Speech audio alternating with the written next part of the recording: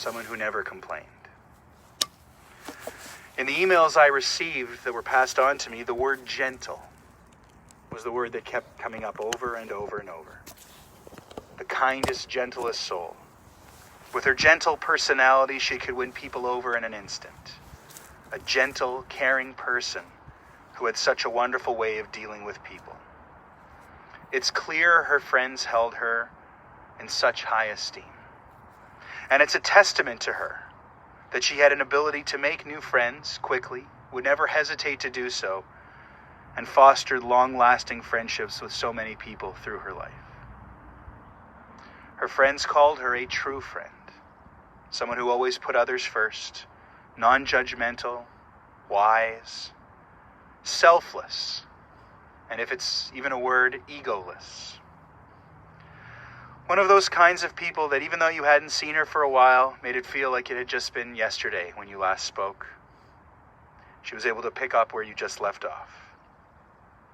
Maybe the highest compliment was one friend who called her a treasure. As I mentioned, we're going to hear in a moment from Eileen's daughters, Brinley and Carly, and how they viewed their mom. But you should know, we should know, that all of Eileen's friends knew that above everything, even her love of travel, her love of so many wonderful TV shows, news shows, medical shows, a love of shows that often she'd have to purge her PVR, that above everything, her ultimate love was her family, her daughters. One friend called her the ultimate mother bear, who loved her daughters more than anything. Another friend said, Eileen was such a loving mother who always put her family first and foremost. With that, it's my honor and privilege to turn things over to her daughters. Brinley, if you want to come first.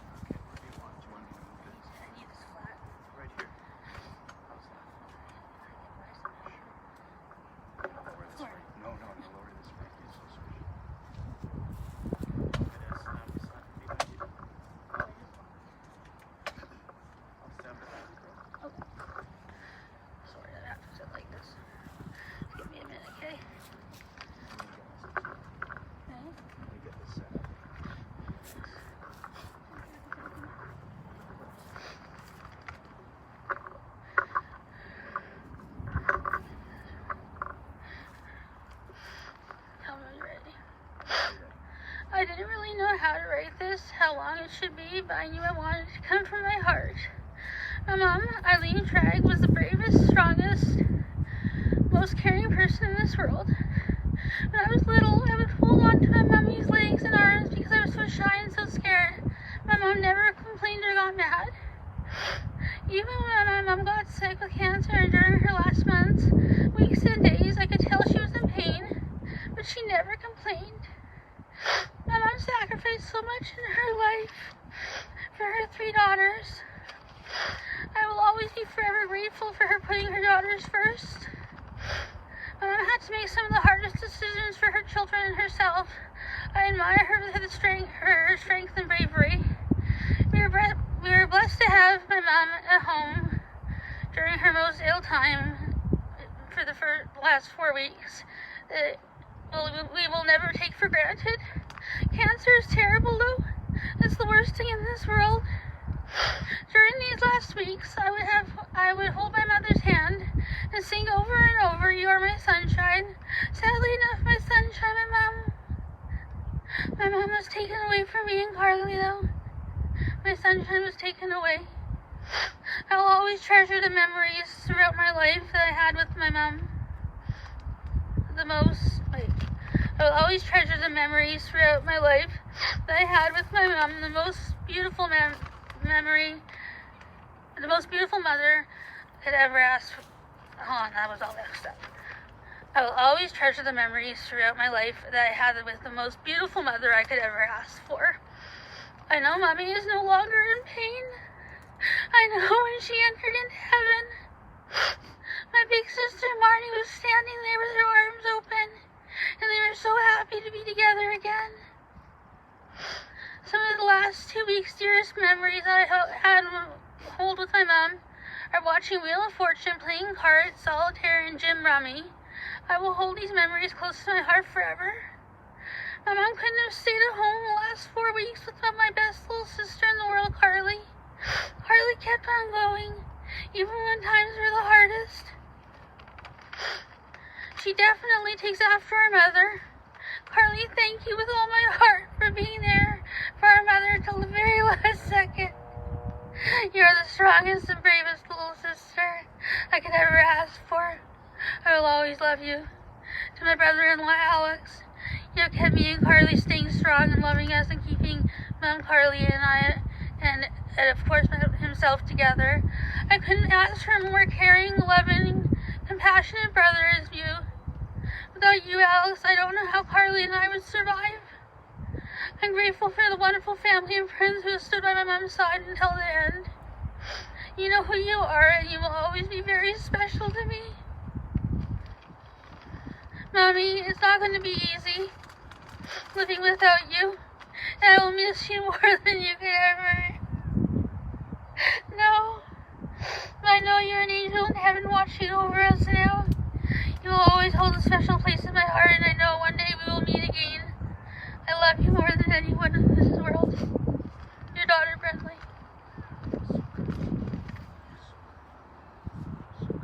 Those people together had to do. Let Carly have a turn now. So, do you want me to move the car? Yeah. I'm gonna pick it up for you, okay? Yeah, I can't move.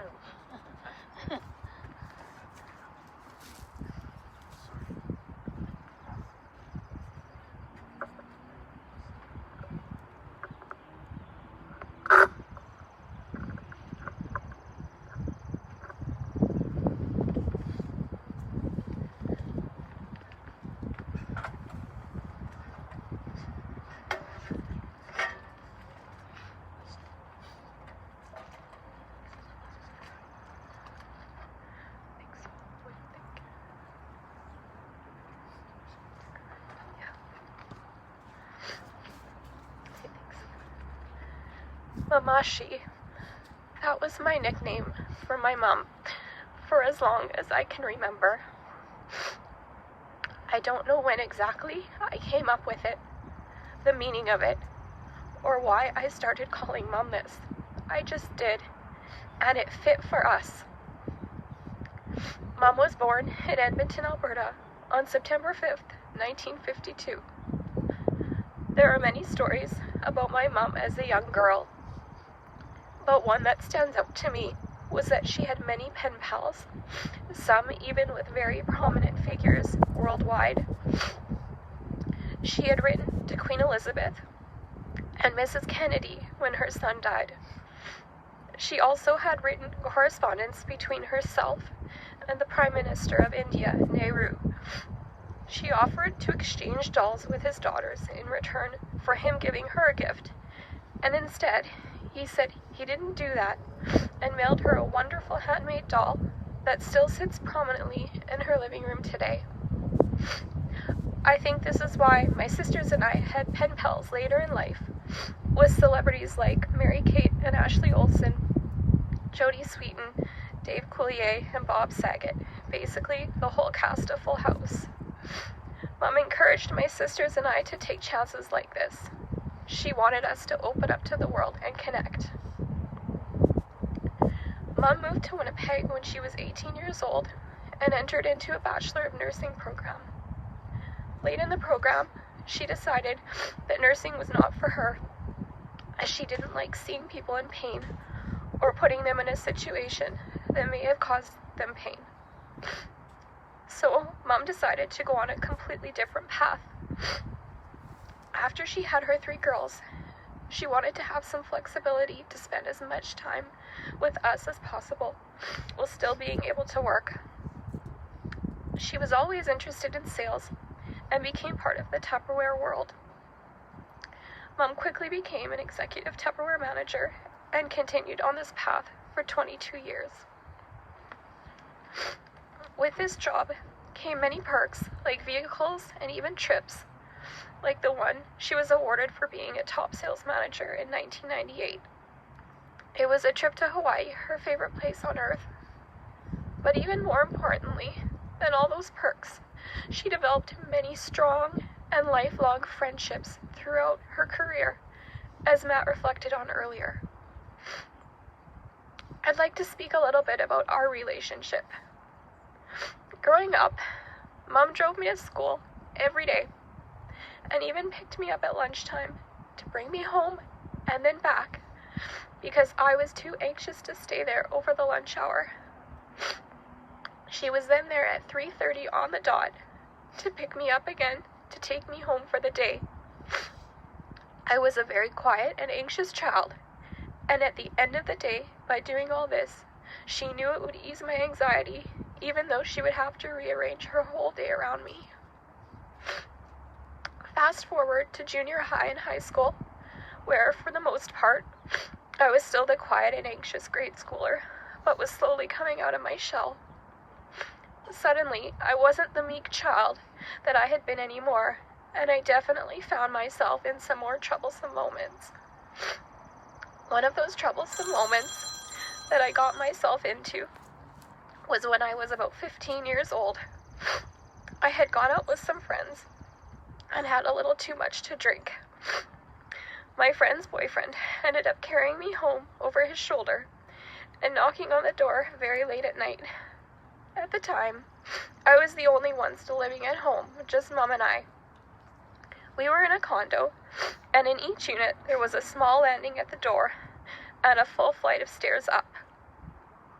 Mom answered the doorbell, and I distinctly remember, even in my altered state, that when he asked what to do with me, Mom simply stated, "Just leave her at the bottom of the stairs." Mom then brought me a garbage can and left me there for the night.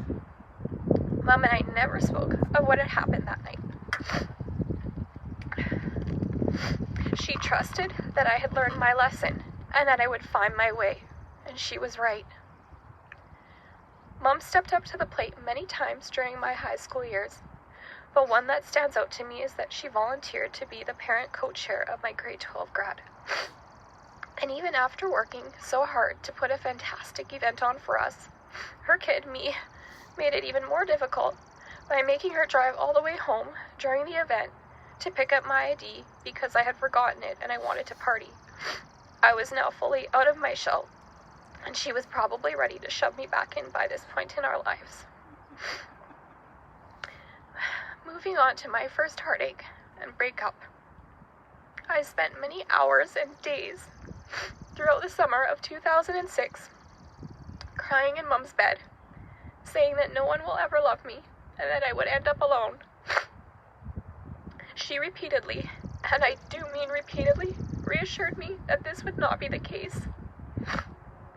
I truly don't know how she put up with me for those few months, and as usual, she was right.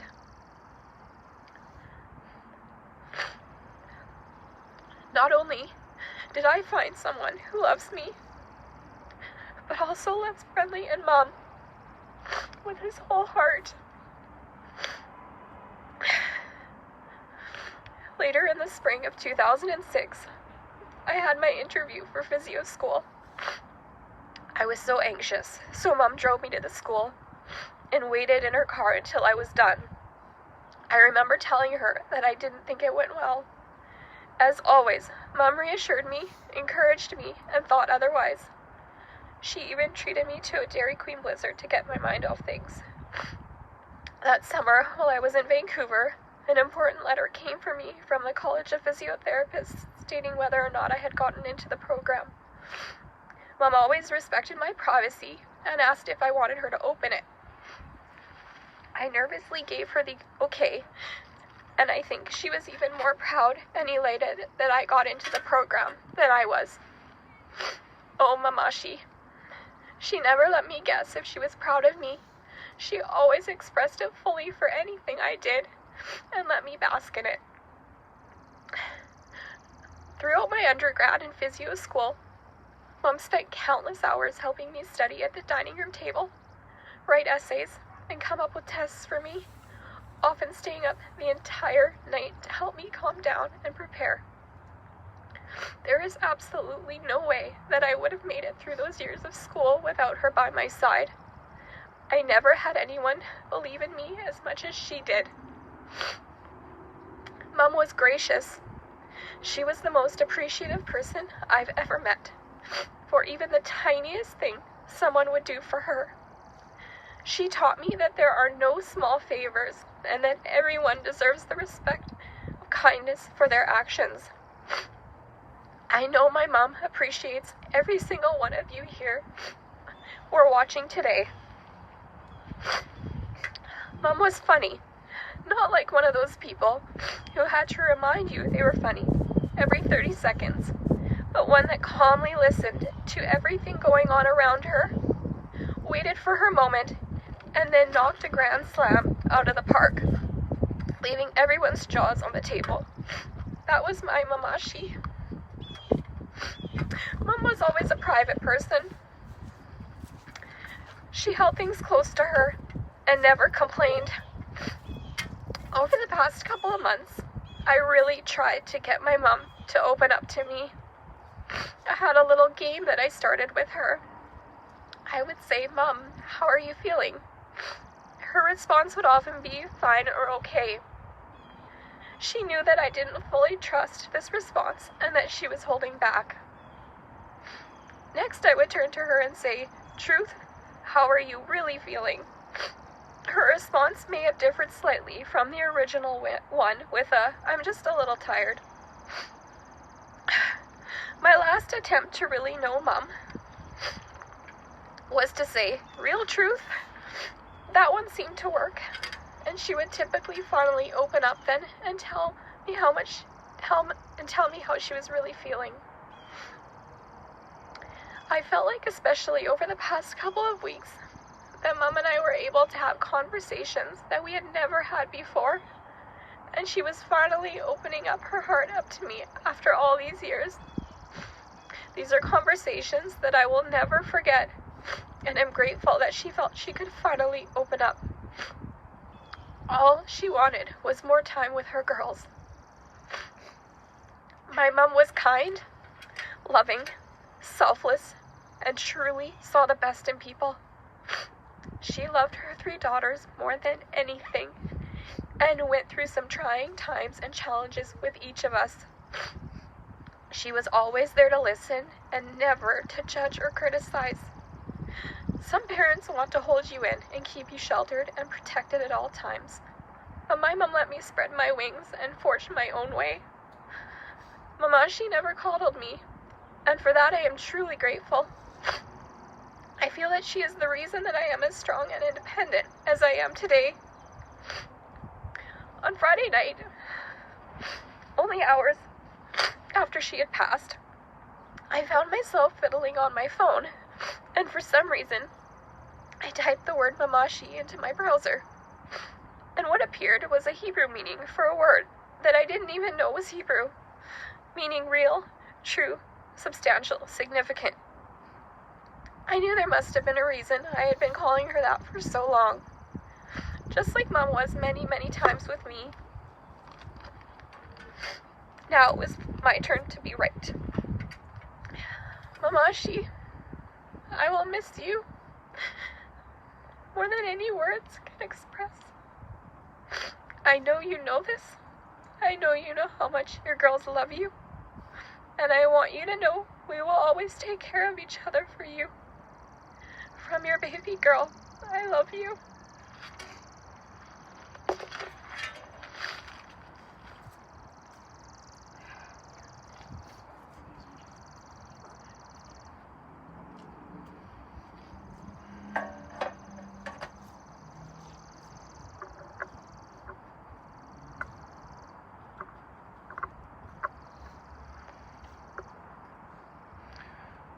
Brenly and Carly, you both spoke so well, so beautifully, so much from the heart. I want to commend both of you on your eulogies, and thank you for sharing these words with all of us. who are here and who are tuned in. Carly, you finished talking about names. I'm going to offer a final thought on names in just a moment, and then we'll move to the El Malei Rachamim, the memorial prayer, and then the mourner's Kaddish, and then our final ritual of shoveling dirt into the grave. Just before we do that, there were a few other little anecdotes that came out of our conversation that I wanted to share before we concluded. Carly talked about her mom's ascent through the ranks of Tupperware. One of her friends in her comments said that Eileen really developed and demonstrated strong leadership in her role at Tupperware, and she really took to it, and you talked about the trips and the cars. But one thing we didn't mention is that she had a knack of pointing out what is and what isn't Tupperware. Some things are other brand names, and I think that I have been told that Eileen was very specific on what exactly was Tupperware. A nice thing to remember, especially all the fond places, all the fond memories associated with that company for Eileen, going out to work after she had become a mom and been a stay-at-home mom for a while. When it comes to names, when we say the El Malei Rachamim prayer in a moment, we call Eileen by her Hebrew name, Ditza Miriam. Two names, Eileen Miriam, Ditza Miriam. It's very interesting, the meaning of these names. Ditza means rejoicing.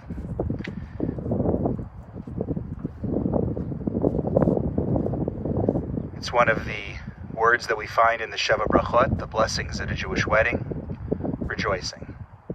Miriam was Moses' sister, one of the most notable and most empowered female characters in the Torah, a leader, especially among all of the women as the Israelites were making their way through the wilderness.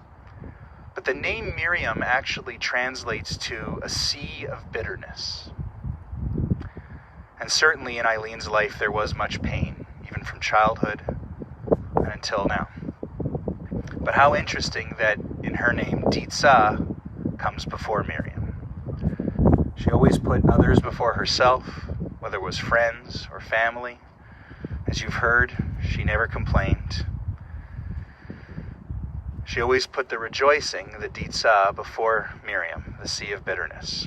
And I think for all of us who remember her today and going forward, the lesson is that we must do the same. That there is tremendous pain surrounding losing someone to cancer at the age of 67. But just as she taught to rejoice wherever you can, to remember the happy times and stay positive and focus on that. In honor of Ditza Miriam, we will do the same. And now it's my honor to chant the El Malei Rachamim prayer. El Malei Rachamim shochein bamromi Hamitzei menucha nechona tachat kanfei hashechina b'malo kedoshim utehorim kezohar arakia mazhirim et nishmat Ditza Miriam bat Pinchas v'Nachama bluma shelcha leolama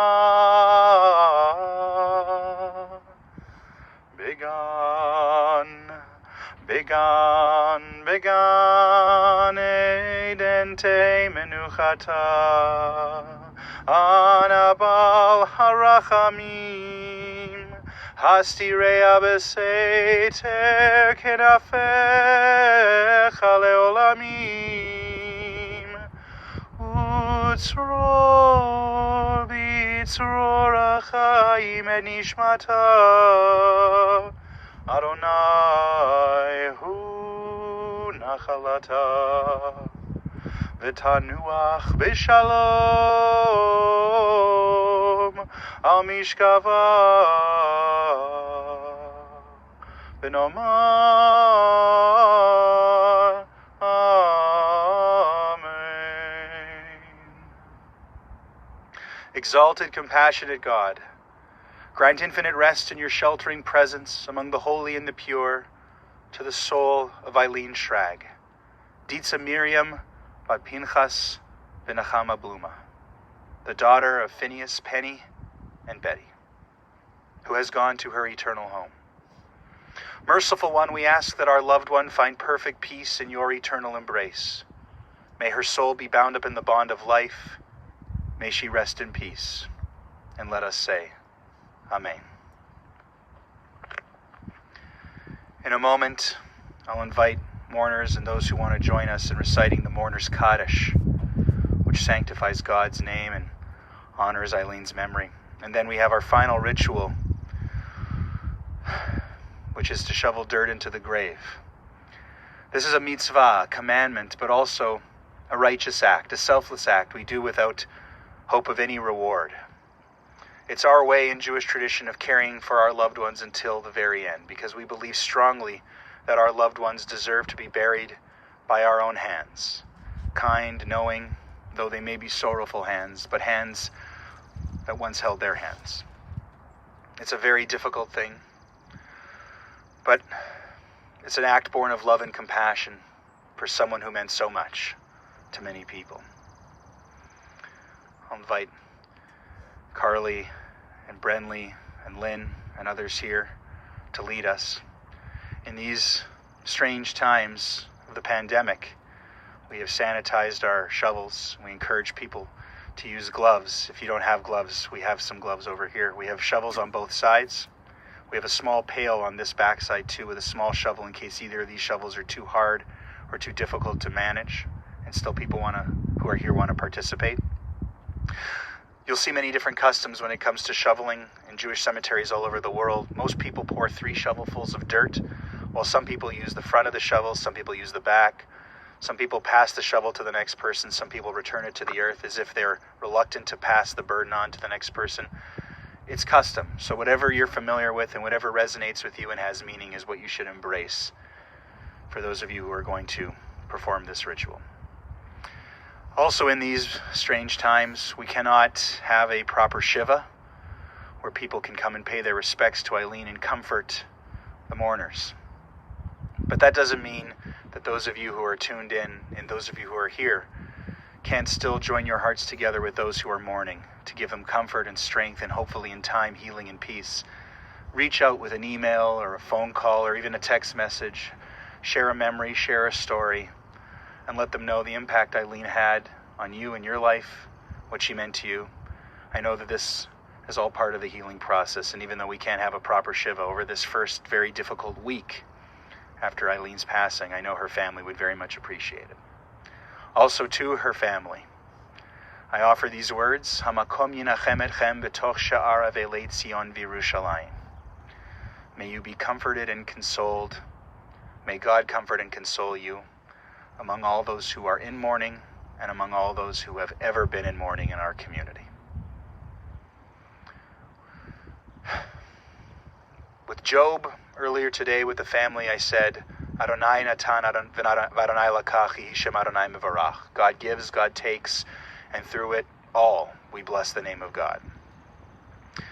Today we mark that Ilene's memory will be a blessing and that her essence will never leave our hearts and our souls.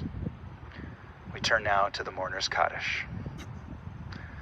Yitgadal v'yitgadash shemei Rabbah, be'alma divra chirutei v'yamlich malchutei, b'chayechon uvyomechon uv'chayei d'chol beit Yisrael, ba'agala uv'izman kari v'imru amen.